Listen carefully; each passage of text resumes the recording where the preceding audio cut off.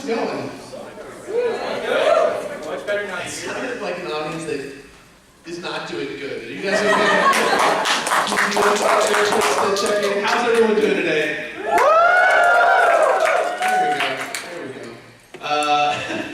We have like 6 minutes before this panel starts, and honestly, I ran in here just because I didn't want to sign any more autographs until I did the panel. I went to go see Norm's panel at 11, and I missed this panel by 2 hours. So I can never say no. I don't want to disappoint anyone. I always want to sign an autograph, take a photo, and hear a story. So I'm here for you guys. You guys are the reason why I have a career and why I exist today. So thank you all for watching the show and all the other dumb things that I do, like Big Bad Bosses and Beard Bros and all that stuff. So thank you so much.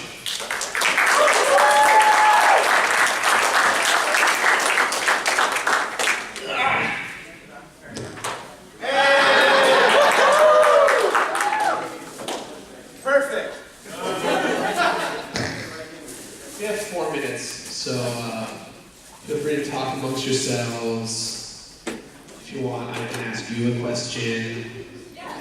Alright. What's your favorite game? No. Favorite game of all time. No, this gentleman right here in the beginning. Ocarina of Time? Why? Yeah, sure. You got 4 minutes. Tell me. I'm asking you a question. This is why I'm not a YouTuber? Me too. Wait, does that really mean? I'm just a ghost. I'm in Japan. This is just a hologram of me. Completionist, you lied to me. I know. It's okay. You'll find that people lie to you in life. It's unfortunate. You think they would really do Like, that? Go on the internet and tell lies? Oh man. I don't know. I don't want to get that YouTube trauma. I was to a weird zone. So why is Ocarina of Time your favorite game? One sentence. No, I got it. 3 words. Why is it your favorite game with 3 words? It's a game.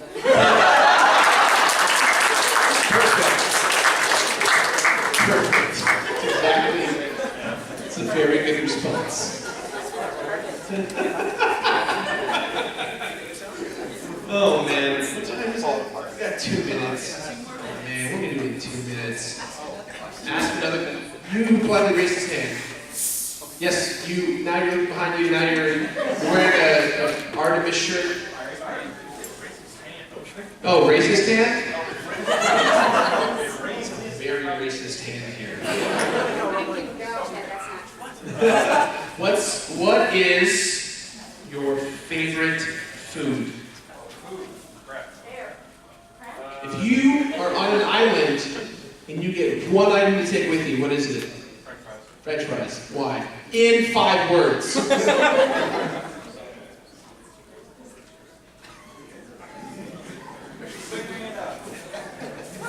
5 words. And it has to be a little favorite. Childhood favorite. He did in less than 5, so I'm impressed so far. Yeah. Great, childhood favorite. It's a great response. I have 1 minute. Sure. What is your favorite movie? I don't watch movies, but the one that comes to mind immediately is Dodgeball. Dodgeball? Are you gonna dodge a rush or a dodge a ball? That one? Patches single-handedly makes that movie the most hilarious. Yeah. F&A, cotton, F&A. It's a great movie. Well, I guess it's time for our panel to start. Welcome to the Completionist panel, everyone.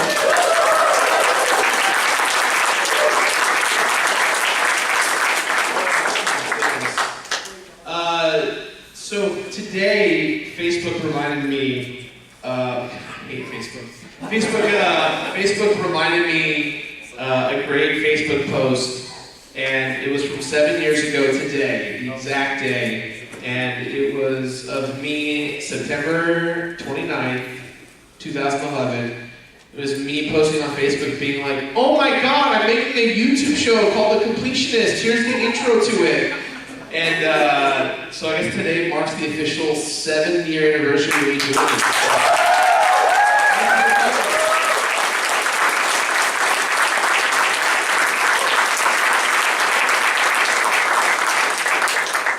Help me. Help. As of today, I've completed well over 280 games. I've New Game Plus'd about 20 of them. We have like 100 left. And yeah, it's been a freaking intense journey, am I right? Man, I did not think I'd be here this long. Thank you for that clap, I appreciate it. Thank you. Usually I have a big panel planned, like a fun interactive game show for you guys. This year, I just got back from Japan like 48 hours ago, so I don't really have anything planned for today. I'll have one planned for the Beer Bros panel tomorrow, if you're here tomorrow. So I just thought, let's just have a cool power round Q&A. If you got a question, you want me to answer it, that's chill. Couple of like rules about the Q&A, because I always like to say this, just that people understand why I do it this way. Rule number 1, the most important rule, don't ask me if I'm going to complete a game, because the answer will be yes. Gerard, are you going to complete Yakuza 0? Yes. Are you going to complete? Oh man, that was a baby. I thought it was a velociraptor that was like. When are you going to complete Jurassic Park? Yes, I am. So that's rule number 1. Rule number 2, follow rule number 1. That's basically it. So with that said, if you have a question, calmly raise your hand. Thank you. You in the green 6 suit here. Thank you. Yeah, you look very flat in it. Thank you, I tried. You're trying in style.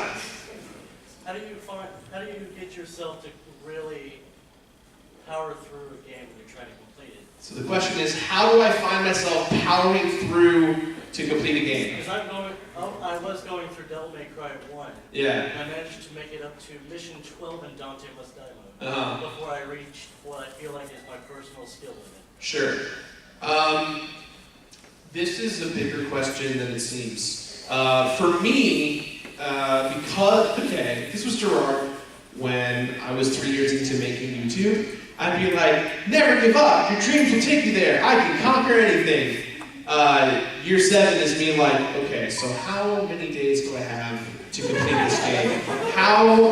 What kind of manpower do I have? Am I editing it? Am I writing it? Am I voicing it? Am I just playing the game? What do I have to do? Nowadays, The Completionist is a show that is made in a very quick and scary vacuum. We make this show up until the very last minute it airs every single week. And that's always been the case. Even if we're like a week ahead, that just means the game's done in advance. The episodes are still being made in real time. I have a vocal kit with me when I'm on the road, and I'm always working on an episode, whether it's from the hotel room or on a conference call with the guys. But the hardest part ironically enough, the hardest part is completing the game. Especially when you have no idea what's going on. So, a prime example, I am currently completing Mega Man 11. Mega Man 11 is not out yet. Well, thank you. That's what I hear in my head when I'm going crazy at night. I have to complete a game that's not out yet. It's been in my hands for about 2.5 weeks, and there's no strategy guides, there's no walkthroughs, there's no like 9-year-old kid is better at the game than me that has been making videos for a long time, who knows it in and out. It's just like, this is what's there.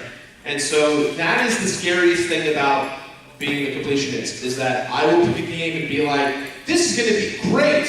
And then I picked Hyrule Warriors and I go, this was the worst idea I ever came up with.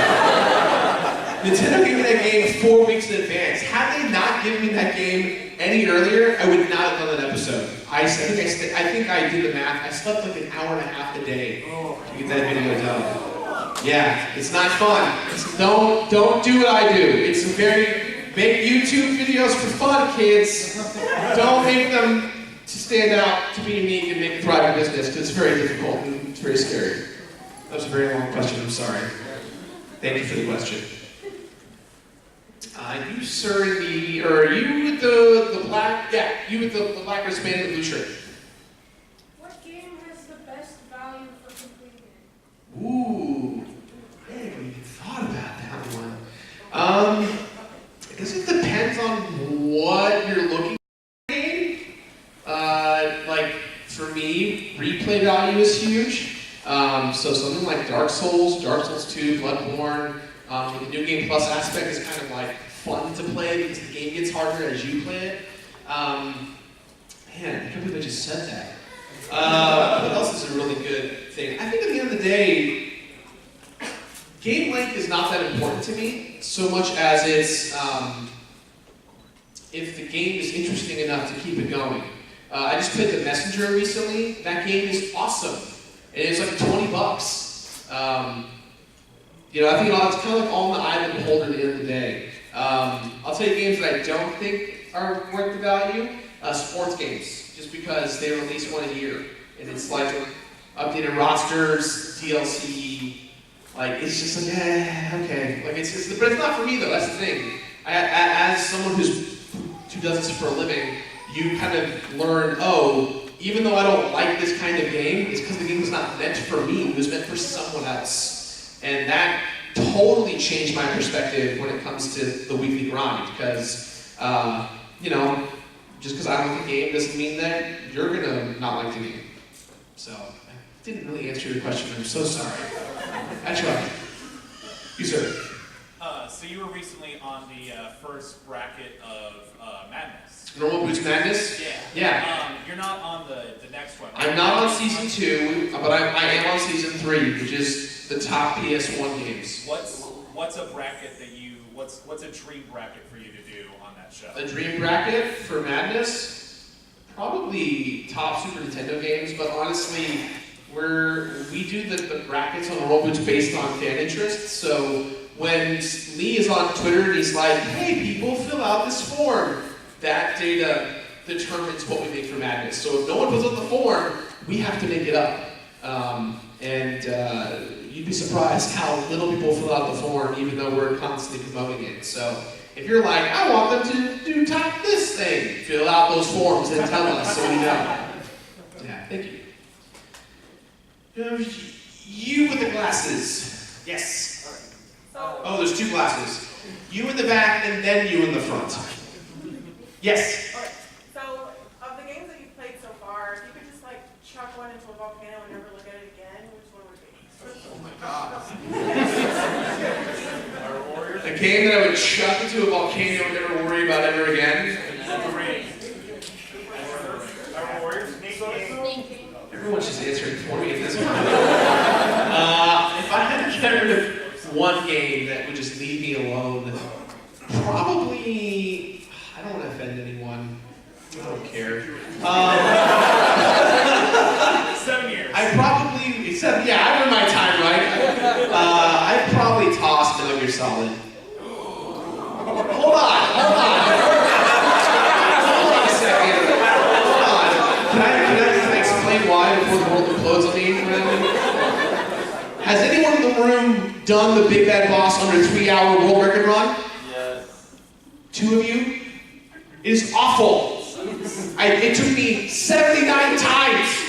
Speedrunning a game I know nothing about! It was awful! The gameplay's fun, the story's great, the Big Boss mode sucks! I spent so much time. I think I spent like 65 hours playing the same game. And I barely did it! That's why Metal Gear Solid deserves to be in a volcano. Thank you. Your question now. My question is along the same lines. Which was your least favorite to complete? You basically answered it. Metal Gear Solid in a volcano.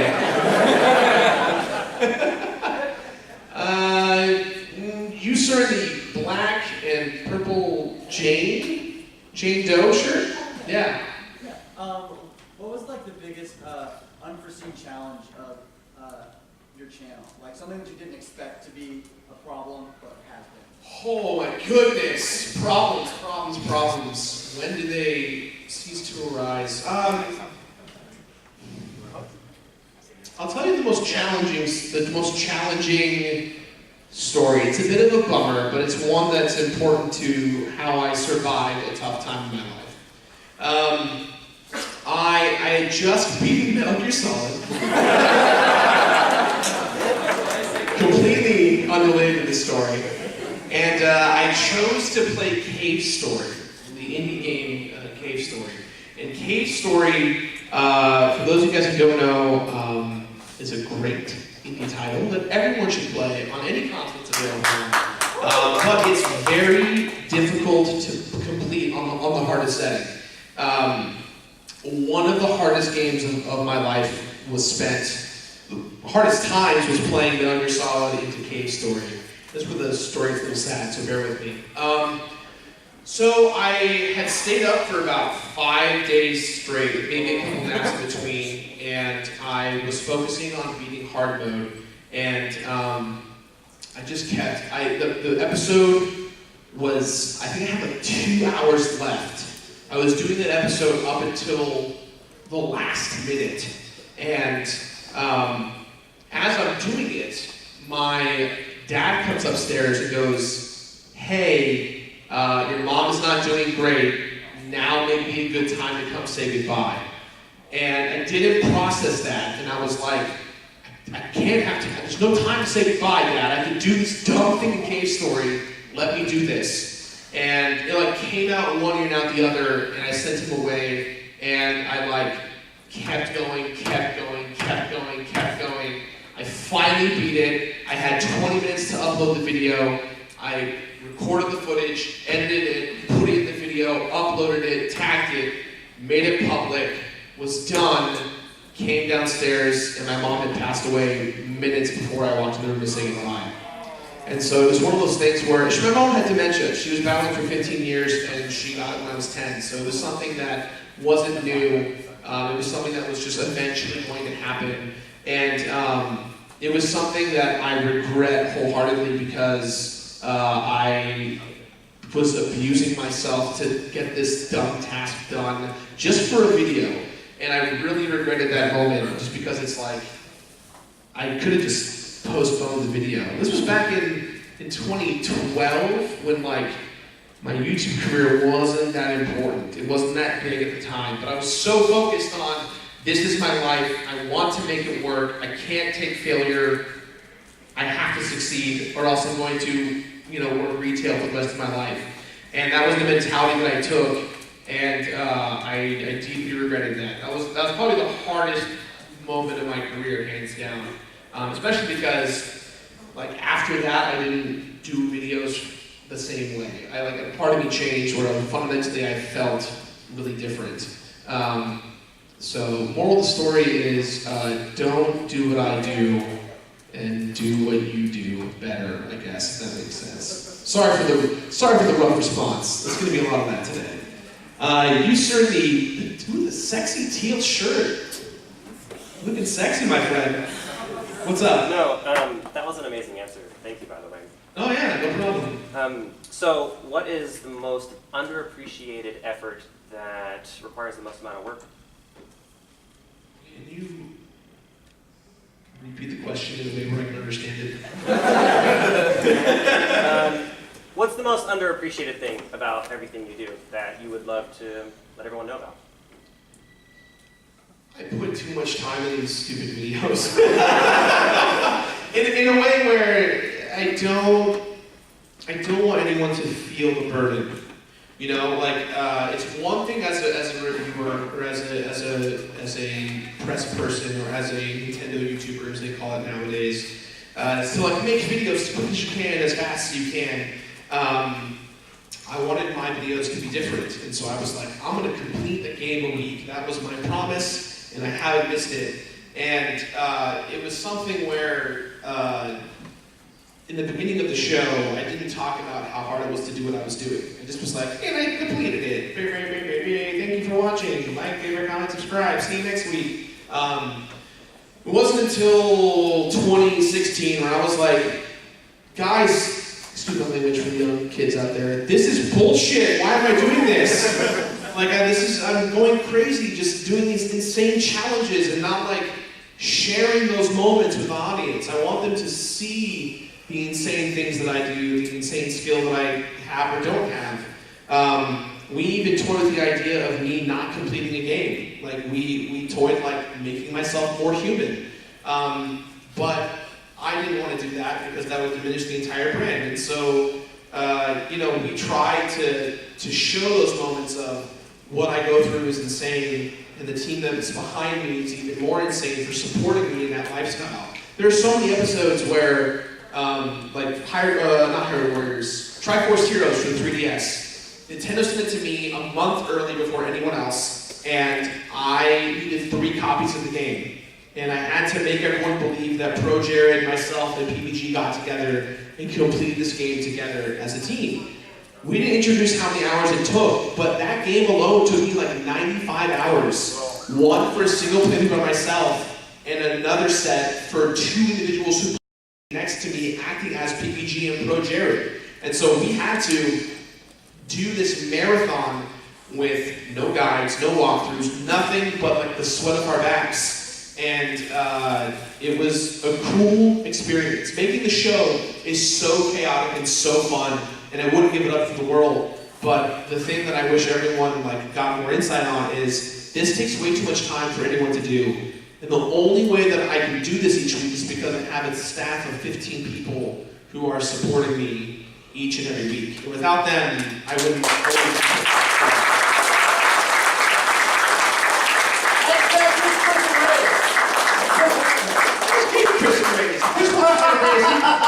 he can show up here and participate. Sorry, I got a text message. I'm just going to read this real quick. Bring Chris next year. No, Chris can bring himself. Chris and Ted can find their own way here. Where's Frasier? Frasier's probably being a good boy at home. You in the red shirt here. Is there a non-narrative, more like narrative-based game that wouldn't work as well for like the whole completionist angle that you really just want to like do anyways? Narratively? A narrative game? I don't really know. I mean, it depends, right? Classic completionist style, I don't think so, because I used to talk about the narrative and how important it was and all that stuff. Nowadays, I don't really know. I have to play it by ear. I am doing Final Fantasy X right now, which is taking me forever. And that, from a narrative standpoint, has been very difficult to talk about because I'm trying to make that episode a little bit not completionist. Trying to make it feel a little bit like the Final Fantasy VII documentary, trying to make it feel a little more authentic, trying to do my best Tidus impression throughout the whole video. I love how everyone I can't wait for my video. I'm not the kind of guy that's like, oh my god, I got so many videos in the horse, you guys have no idea. But when it comes to Final Fantasy X, I can't wait for just everyone to get mad at me. Because I love the laughing scene. The laughing scene is always taken out of context. Always. Literally, Tidus is like, you are feeling sad. You're going through a hard time. Maybe, if you should just do a fake laugh, you'll make it through it. And so they laugh bad on purpose to show that they're overcoming a difficult time. Instead, everyone's like, oh my god, isn't it so funny that he laughs this way? What is that? Oh my god. It's like, no! There's context for it! You dummy! Ah! That's funny to say, I swear. What was the question? This question. You. So first I want to say that you have the most contagious laughter that I've ever heard. Oh god. Every time I laugh, I can't help but laugh with you. You must watch a lot of Beard Bros then, because I laugh all the time. But on Madness, you said that Ocarina of Time is one of the most overhyped games. Yeah. What's your favorite part? The Ocarina of Time? Oh man, I love the big Goron sword. It's a weird thing to pick out. I love the getting the quest to have the big sword. Because you go on this epic quest to get this sword, and then it's like, and now the game is broken. And all of you get destroyed. And so you walk up to Ganon, and he's like, ah! And you're like, bam! I just hit you with the thing that's half your size. Let's go. Like, it's super exciting to use the big Goron sword and have it not break. That's my favorite thing about Ocarina of Time. You. This is gonna hurt you. Oh, great. Do you regret 100% completing Catherine? No, because Catherine is a fun game. The only thing about Catherine that's really difficult is the hard mode, because the bosses are all RNG, and as you get towards the end of the game, it gets worse. It's a game that constantly scales and gets more difficult, and it drives you crazy. So you have to be great at that game, and I was not great at that game, but now that I've played it 6 years later, I probably could do it, no problem. It's definitely difficult. You. Which game was more emotionally and mentally taxing for you? Like the Kaizo series or I Want to Be the Guy? What was more emotionally and mentally taxing, Kaizo or I Want to Be the Guy? Probably I Want to Be the Guy. Because at least with Kaizo and Mario, I was like, my skill will eventually break this game. Whereas I Want to Be the Guy's like, no, you're gonna hate games from now on. Friggin' gigantic zombie crate Zangief spinning in circles. What are games? You. What game do you like that everybody else seems to dislike? Sonic Adventure, don't at me. Y'all gotta remember, I was young when Sonic Adventure came out, I completed it when it came out, Sonic Adventure 2 was fun. Y'all gotta just relax. We get it, Sonic games are fun to make fun of. I get it. I played Sonic 06. It's a tech demo. Norm. Hi, Norm. There are rumors from some media outlets, such as Twitter, YouTube, and the Wall Street Journal, that you are doing an episode on Garfield cards. Norm, the gaming historian TM, just asked if the rumors are true that I will be completing Garfield card. I will not confirm or deny that rumor.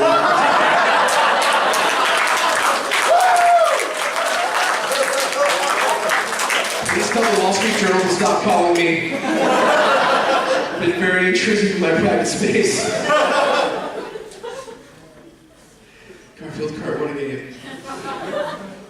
You, sir, in the red shirt and the, yes. I guess there's two of you in the red shirt. Do you have any further plans for, what is it, Big Bad Boss songs? Big Bad Bosses? Yeah, so we wrote a treatment out for the second album. It's not fully fleshed out because the creator of the music for the album, Jake Kaufman, he did the music for Shovel Knight. And the music for OKKO and Shantae, all those awesome games and cartoon shows you all love. He's currently working on OKKO and Shovel Knight. So when he's done both of those things, we will start production on album 2. We were supposed to start in May of this year, but OKKO got renewed, I think, for another season or something like that. Or they got, oh, I don't know if that's true or not. I'm not confirming or denying. Do not call the Wall Street Journal. Don't tell them that. He got tied up in doing more OKKO stuff, and so that's where he's at. And so eventually, we'll get to it. I will confirm the concept of it. It's going to be more like, because Big Bad Bosses was like a 90s boy bands album.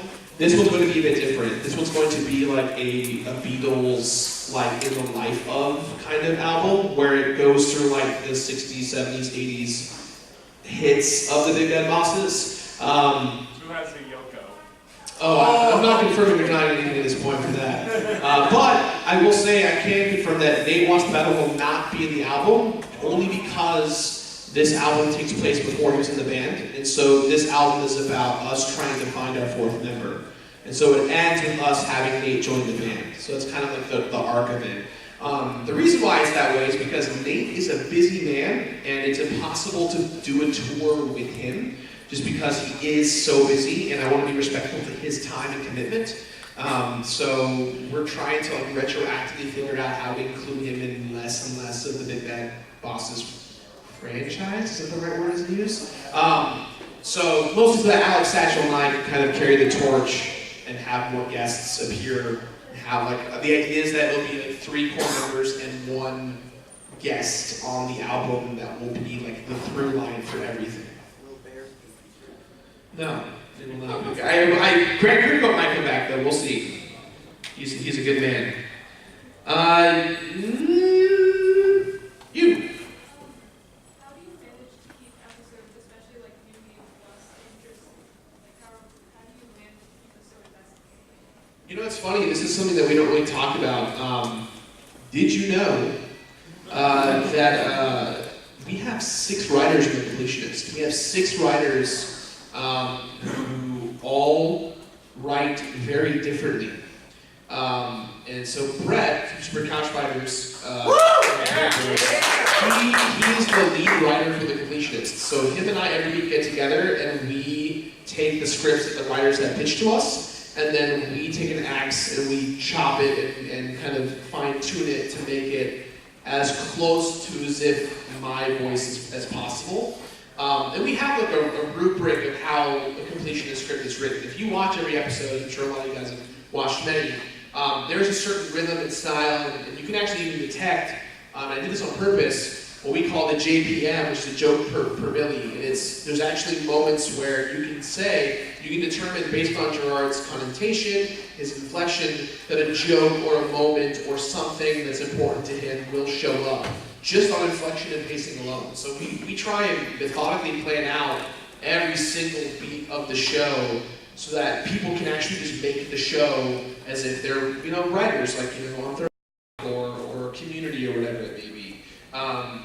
With that said, each game choice is determined by the writer. So the writer gets to decide, hey, I will do an episode on Bomberman, I will do an episode on this. And then we look at the schedule, which we have like at least 3 months in advance planned out, and we go, okay, now that we have this schedule, here's how we're going to mold the show.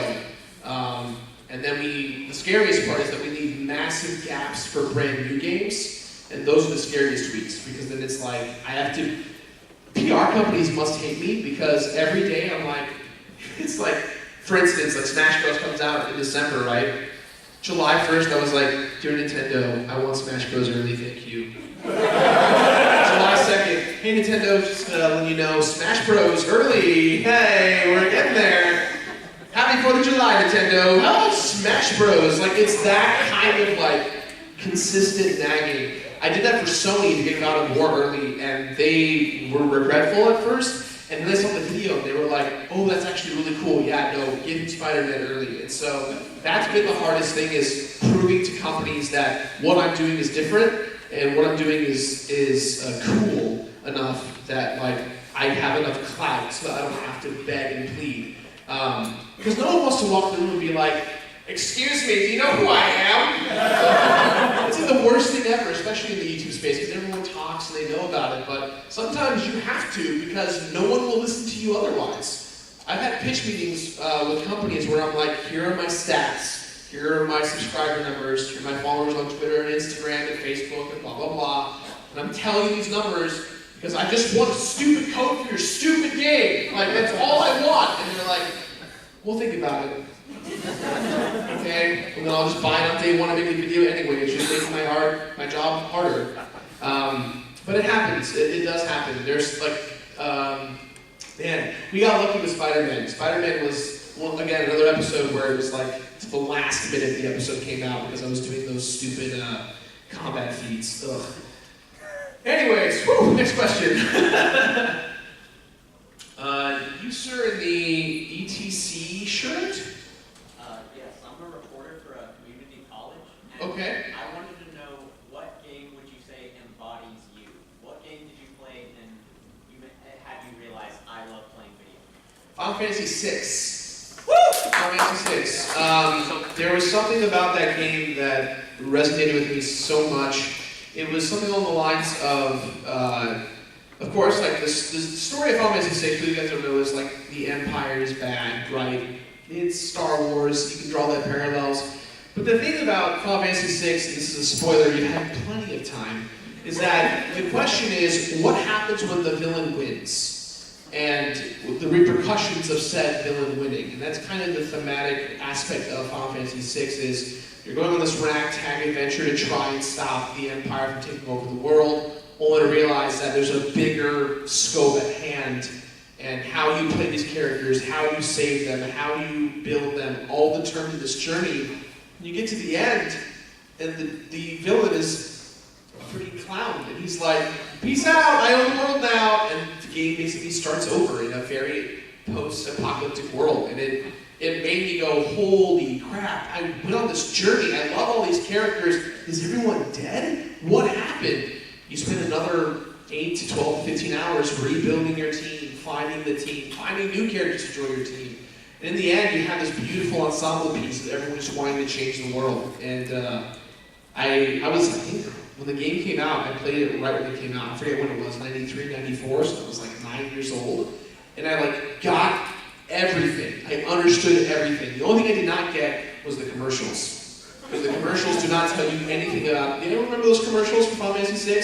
It was like a claymation thing where like Mog the Moogle is like this New York guy who's like, all right, bring in the monsters, and they like bring in like a chocobo, and he's like, next. It like made no sense to marketing.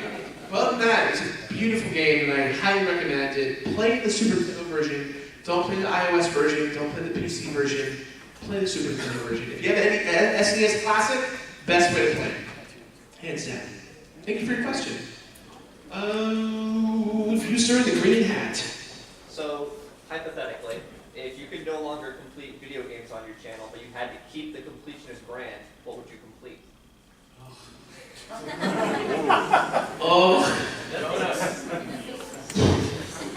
Repeat the question. If I was to walk away from completing games and had to complete something else instead, what would it be? Netflix? It never had. No, but all that same regards, I probably would do films. I went to film school. I have a degree in directing and cinematic studies, and I love movies. And something I don't talk about very often on my YouTube channel. I'm not like a big cinema guy out there, mostly because I feel like if you came to eat at the hamburger place, why serve a taco? It doesn't make sense to me. So yeah, I'd love to get into deep diving, talking films and cinematic stuff. Which is funny because I know James is here and he has, the Cinematica brand is kind of what that is now. Yeah, I'd love to just deep dive talking movies. I could do it for hours. It's funny because I haven't watched anything in quite some time, but yeah, I definitely talk about movies. User in the That One Video Gamer TM hat. What book do you want to be a game? Book to be a game? I don't know. I don't really read that often. I'm very educated, as you can tell. I'll tell you a book that I'd love to see as a film. I just read Console Wars for the second time. Man, I was a Nintendo kid. I read that book and was like, I don't know, man. I'm really liking Team Sega now. And Sony, and I got a bone to pick with in the end, but oh man, I probably would love to see that. I totally did not answer your question. I'm so sorry. I made it work though. You, sir, in the orange shirt all the way in the back. How do I enter the Sleepy Gerard state? How do you enter the Sleepy Gerard state? Oof, okay. This is interesting.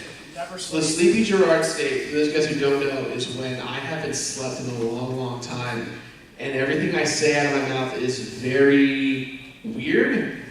Not offensive, but just very honest. Apparently I can just, I'm still good at games when I'm sleepy, which is bizarre. Case in point, I fell asleep during Banjo-Kazooie, but I still was controlling Banjo-Kazooie. I watched the video the other day. I fell asleep in the middle of the boggy race in Banjo-Kazooie when you're racing against the bear on the little bobsled. I fell asleep in the middle of it and still won the race.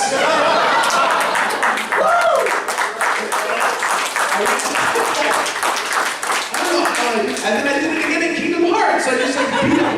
Just like Sleepy Gerard's the best. Like I didn't know that they didn't So it's like, just like 2 in the afternoon, and I'm just like, Usually Secret Gerard comes out when I stay up too late streaming games on Twitch for New Game Plus, and then I wake up early for voiceovers, and then I go work out at the gym, and then I go to record Beard Bros, and then I forgot that I didn't sleep. And then I just get to that loopy state of mind. So yeah, just don't do what I do. The parents in this room are like, oh my god, my kids have to sleep. That's the one takeaway they got from this panel. To the person holding, is it a cell phone? ID? An ID badge.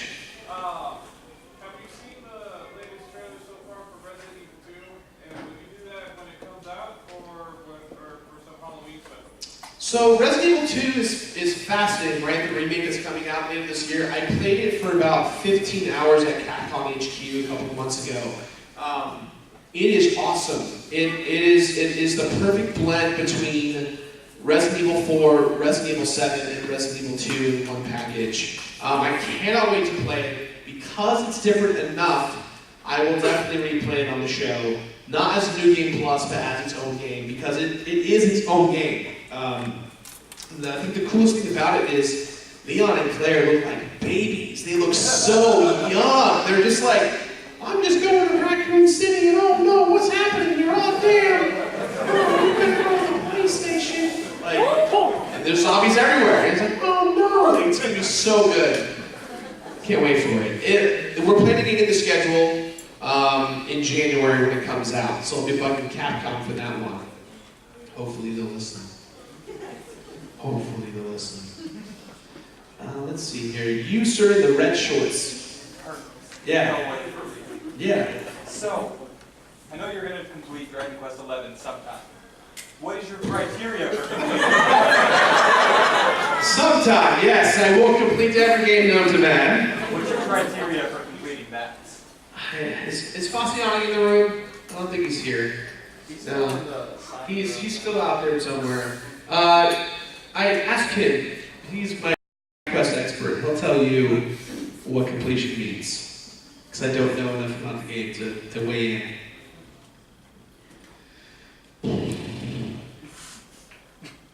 Were you always here? No, okay. I just had that moment of like, there's just a dude sitting next to me this whole time and I never once noticed he was here. Oh my goodness. Okay, yeah. So you had kind of like a live commentary of Conker's Bad Fur Day with developers and such. Is there any other kind of more classic games that you would kind of like to do like live commentary with? Oh my goodness, man, I would love to talk to anyone who will talk to me about their games. Old, new, doesn't matter. More specifically, I just, like, for instance, I'm such good friends with the Shovel Knight guys. I love to talk to them about game design because it's so different and it's so weird and it's just like you wouldn't think to do certain things in certain ways. And I love talking shop with them because they just think of things that I never think of. Like what a tutorial should be. Like, can you tell someone how to play your game without showing them a button prompt? Just stuff like that. And especially when it comes to Conker's Bad Fur Day, because man, that game does not handle well. But the sad thing about Conker's Bad Fur Day is that those devs, their game flopped. No one really played Conker when it first came out. And it became an iconic piece of Rare history. Those devs essentially like kind of got shunned from the Rare team, and they bless you, and they just like kind of moved on. And so talking to them so much about their game is so fascinating because you're just like, you need a second chance. Like, you could Conker 2 today is the time to do it. Let's go. So it's so interesting to kind of see that insight, especially during console wars, because you're just like, this is so crazy. You're all saying mean things to each other. You don't mean any of it. You just make a game, but there's deadlines, and it's crazy. It's fascinating. I'd love to talk to anyone. If you know someone who's like, I used to work at Sega, give him to Norm. Norm will talk to him. Norm will ask the best questions. He's the gaming historian. He'll make it work. TM, go subscribe to Norm. Let's see. You in the red shirt here. What's a game that you would like to play for the first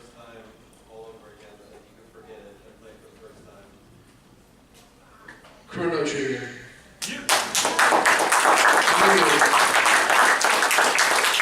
Actually, on a live stream, I was so bummed that was the first time I played it, because we're all like loopy, it's like 30 hours in.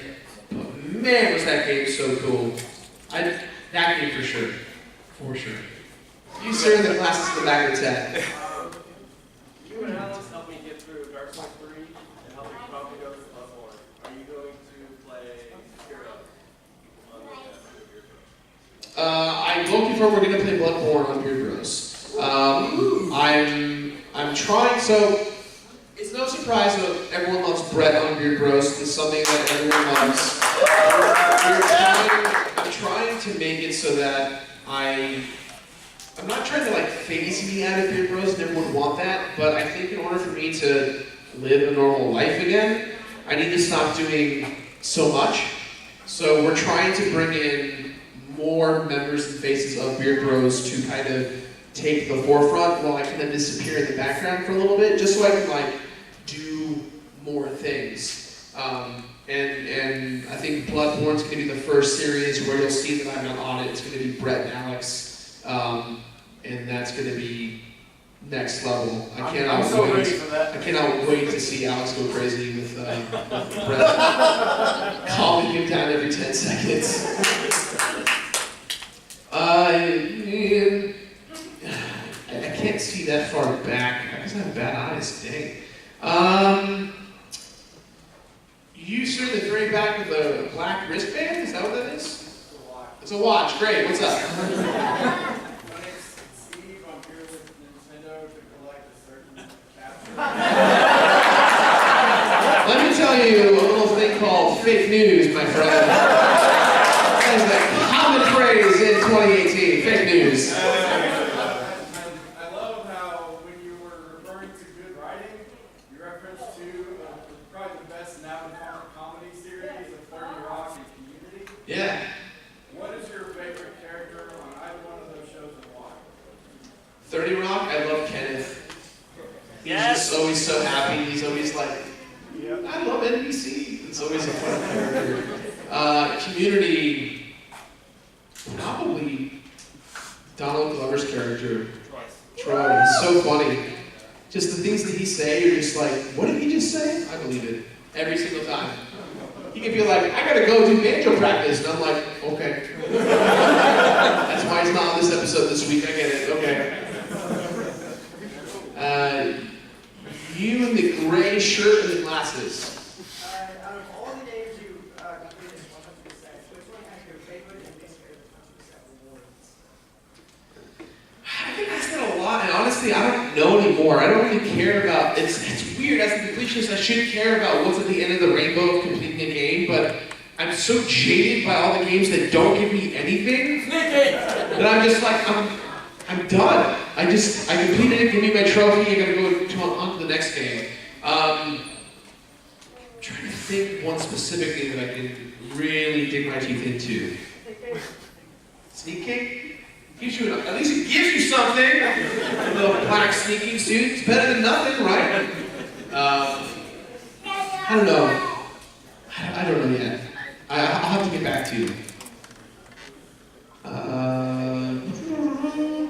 You, sir, with the cell phone camera pointed right at me while you're holding your hand. What do you think your most underrated console would be? Dreamcast. I was buying the PS2 and I was like, yo, give me the Dreamcast games. I want second channel. I'm gonna raise me a black child to be the best and take everyone down. I was #1 on second channel, by the way, for a month. And that's because no one had second channel while I was gone. I had the best damn chow anyone could ever see, and I was the best. And I had the Sega Dreamcast keyboard, and I was talking trash to anyone who thought the chow was better than mine. I had a 150-foot phone cord going from my parents' room to my room. It was awesome. Like, no one can make a phone call while I was connected to the internet. That's right. That's old school. What a dumb thing to be proud of. I used to in the Astros jersey. Ever had a Z pop work on you while The question is, have you ever had a game save file get corrupt on you? The answer is all the time. I'm so glad that modern game consoles have autosaving, and even at that, it's not enough. Heed my Breedrose advice, you can never save enough. You can never save enough! Get a flash drive, get Google Drive, get clouds, whatever, upload everything. I have a flash drive with all of my PS3 saves. When a game's completed, I put it on this drive, I upload it, and I have a physical backup, a digital backup, and the PS3 itself, I don't care, technology breaks all the time. All the time. Next question. Given what you said about Sleepy Gerard, would you say that's a cure for Gerard syndrome? So Gerard syndrome is when you do the same thing over and over and over again, expecting results, and getting the same thing over and over again. Apparently it doesn't exist to some people. I'm clinically diagnosed with it, confirmed. It just won't go away. I try to get better at it. I feel like Sleepy Gerard syndrome does kind of like minimize the Gerard syndrome, but when the syndrome is alive and like aware, that's when it's a problem. It's a good question. One that the scientists years from now will want to know more about. You, sir, in the back with the glasses and the black shirt.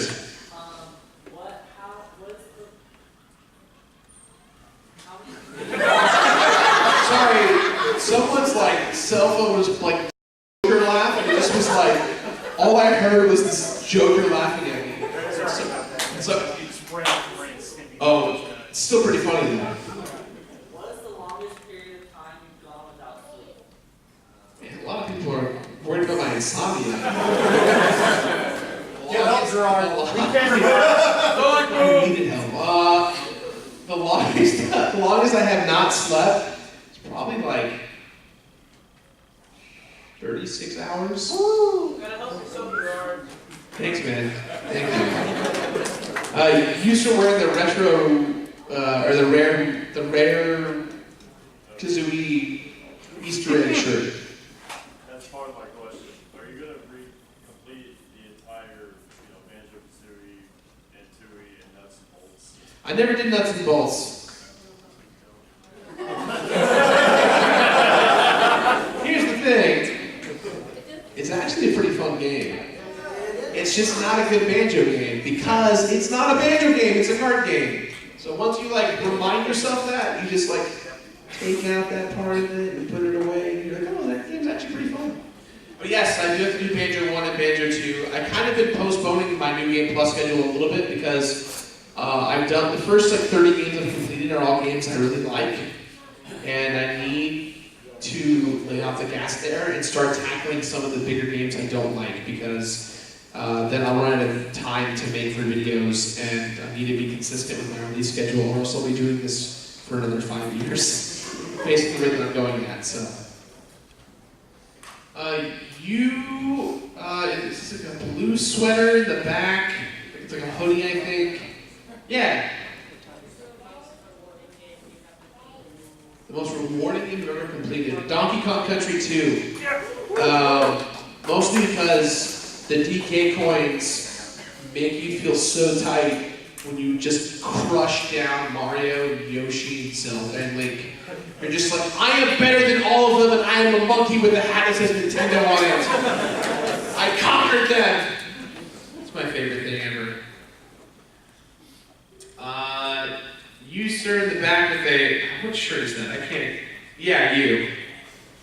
What is the hardest game you have ever tried to complete on the Completionist? Metal Gear Solid. Metal Gear Solid, Catherine, Cave Story, all that stuff. You. Yeah. You have a lot of video game memorabilia at the office. What's your favorite piece? That's a great question. My whole office is nothing but video game crap everywhere. I think my favorite thing is the stuff that's limited edition. Stuff that were gifts from companies that is truly an honor to have. For example, I'm the one person on planet Earth that loved the Wii U. And my favorite part about that statement is everyone who refuses to clap is like, he's crazy. Nintendo sent me a Wii U kiosk. So when they were decommissioning the Wii U for the Switch displays, they messaged me and they're like, "Do you want a free Wii U kiosk?" And I was like, "Yeah!" And so they sent me this like 50-inch TV, 4K TV inside of like a Wii U kiosk. And so I immediately went out and I bought Smash Bros. And bought all the DLC, unlocked all the characters, and was like, now you have a Smash machine. So whenever someone's visiting, they can just treat it like an arcade machine and walk up and play Smash for hours. So did not come with a demo disc, no. They took out all of the signage and all those stuff with it. It was bare bones. There was no console or anything, just the TV and the backlighting and stuff like that. Another thing that I got, the guys from Rare, I don't know if you guys saw my Instagram a couple days ago, the guys from Rare, a couple of days ago, months ago actually, because I'm bad at Instagram, Instagram.com/completionist. The guys from Rare sent me original prints of the whole overworld map of Conker's Bad Fur Day, and it's signed by Chris Singer, Chris Marlowe, and Sean Pyle. And they sent it to me as a gift because when I was in Norway in May, I was hanging out with those guys a lot, and Sean Pyle, who's the lead programmer on the game, he told me that Rare never gave him a copy of Conker's Bad Fur Day, and instead they gave him an American version of the game. So the game that he worked on at Rare, that he put his blood, sweat, and tears on, that he was the lead programmer for, he never got a copy of his own game. I was blown away by that. And so I went out and bought a copy for myself, and when I heard that story, I was like, this isn't mine. And so I walked up and I was like, this is yours. You needed this. And so you kind of got teary-eyed. And so when I got back to the States, was a original print of both those, both the overworld of the main area and my brain's not working. What's the name of the first world in Conker's Bad Fur Day? Windy, yeah, it's that old overworld hub, and it's like, it's not digitized, it's all hand scribble, like there's crinks in it, so it was really cool, and they gave me that. So, I'm trying to think what else I have that's like super cool. I mean, I have like when I met Miyamoto, when I interviewed for Star Fox, he signed my 3DS, and then Bill Trinan and Reggie signed that, and then when I met Anuma and Miyamoto again, they signed my Hyrule Historia and my Zelda 1 cart, so just like I have like that stuff that's super special to my career as the completionist that not really anyone can have. So that stuff is just so cool. It's super priceless. So yeah. You sir with the orange hair? Yeah. On a scale of 1 to 10, how tight are you with Nintendo? It's a tough question to answer because in the time, okay, so the reason why I have a close relationship with Nintendo was because literally no one liked the Wii U. That's the only reason why I have a relationship with them, because when the Wii U came out, everyone got the Wii U, and the Wii U bombed, and no one played the Wii U games. And I was sitting there being like, yo, Super Mario 3D World, you become a cat. Splatoon, you get to ink everyone. Freaking there's a Kirby game where you get to draw the ball moves. Like, Twilight Princess, Wind Waker, like, Mario Maker, like, Smash Bros. 4, like, all these great games, and everyone's like, I'll just be playing Assassin's Creed on my PS4. Alright. So, really what ended up happening was they kept giving me the ball. They were like, no one wants to cover our games but you, here you go. And I was like, sick!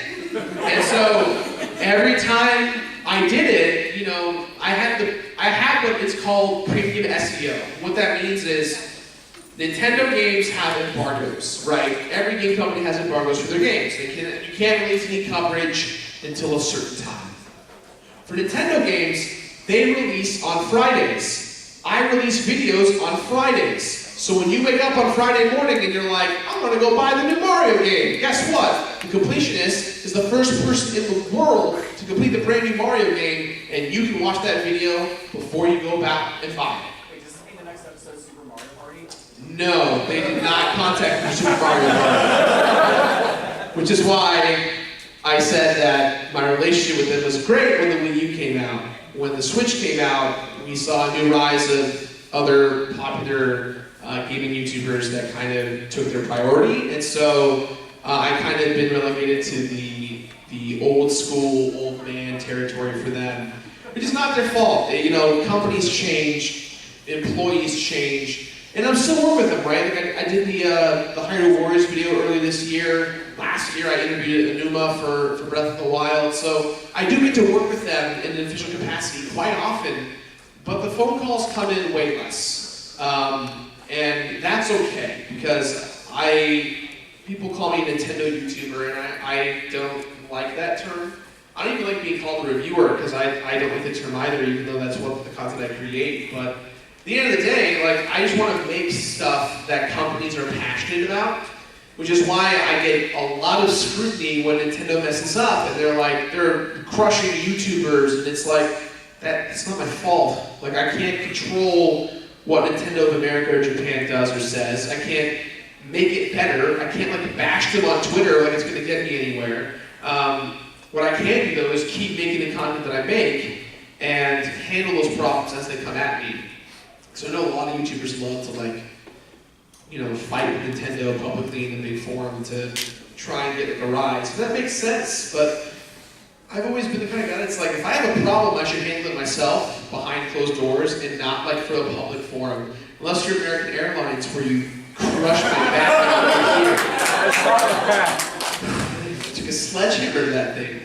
Oh, am I running out of time? I got 2 minutes, oh dang. We'll do one more question. You in the red outfit with the teeth. It looks really cool, by the way. I just don't know what it is.